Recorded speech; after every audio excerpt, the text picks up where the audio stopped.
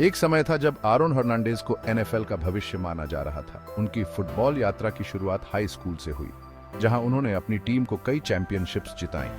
Florida Gators के लिए खेलते हुए उन्होंने कॉलेज फुटबॉल में भी अपनी छाप छोड़ी और कई पुरस्कार जीते। न्यू इंग्लैंड पैट्रियट्स टीम के लिए खेलते हुए उन्होंने एक बड़ा नाम कमाया और करोड़ों का कॉन्ट्रैक्ट साइन किया।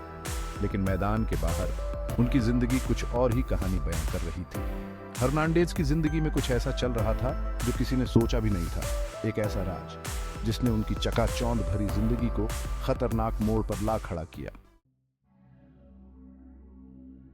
साल 2013 में एक दिन अचानक ऑडिन लॉयड नामक फुटबॉल खिलाड़ी की लाश एक औद्योगिक पार्क में मिली। ये जगह हर्नांडेज के घर के पास ही थी। ऑडिन लॉयड और आरोन हर्नांडेज अच्छे दोस्त थे। दोनों अक्सर साथ में समय बिताते थे। हत्या से पहले की रात दोनों एक नाइट क्लब में पार्टी कर रहे थे। जांच के दौरान पुलिस की नजरें सीधे हर्नांडेज पर गईं, क्योंकि आखिरी बार ऑडिन को हर्नांडेज के साथ देखा गया था। जांच आगे बढ़ी तो एक चौंकाने वाली सच्चाई सामने आई। हर्नांडेज की दोहरी जिंदगी, एक तरफ प्रोफेशनल स्पोर्ट्स का ग्लैमर और दूसरी तरफ हिंसा और अराजकता से भरी उनकी निजी जिंदगी। जब हर्नांडेज को गिरफ्तार किया गया तो खेल जगत में हलचल मच गई। कैसे एक शानदार करियर वाला खिलाड़ी इतना भयानक अपराध कर सकता है? कोर्ट में उनके खिलाफ कई और पुराने मामले भी सामने आए। मुख्य सबूतों में से एक था हत्या के समय का सीसीटीवी फुटेज और गवाहों की गवाही।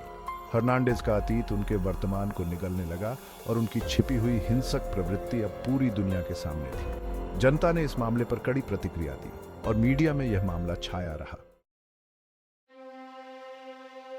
2015 में हर्नांडेज को ऑडिन लॉयड की हत्या का दोषी पाया गया और उम्र कैद की सजा दी गई। जेल में हर्नांडेज ने अपने समय का अधिकांश हिस्सा अकेले बिताया। मानसिक स्थिति बिगड़ती गई और वह अवसाद से जूझने लगा। 2017 में हर्नांडेज ने जेल में खुदकुशी कर ली, जिससे एक बार फिर सभी सवालों के घेरे में आ गए।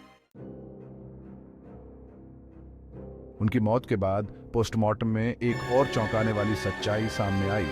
हर्नांडेज के दिमाग में सीटीई नामक गंभीर बीमारी थी, जो आमतौर पर फुटबॉल खिलाड़ियों में पाई जाती है।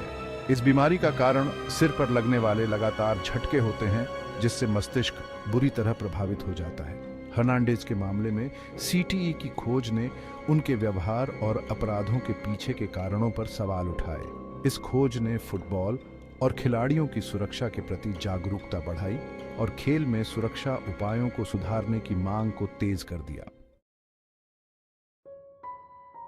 आरोन हर्नांडेज की कहानी सिर्फ खेल की दुनिया के लिए नहीं, बल्कि मानसिक स्वास्थ्य और खेल से जुड़े खतरों के बारे में भी एक गंभीर चेतावनी है।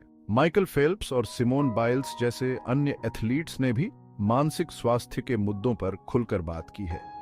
खेल की दुनिया में मानसिक स्वास्थ्य पर हो रहे शोध और एथलीट्स के समर्थन के लिए कई प्रयास किए जा रहे हैं। जागरूकता अभियान और काउंसलिंग सत्र जैसे प्रयास एथलीट्स की मानसिक भलाई को सुनिश्चित करने के लिए महत्वपूर्ण कदम हैं।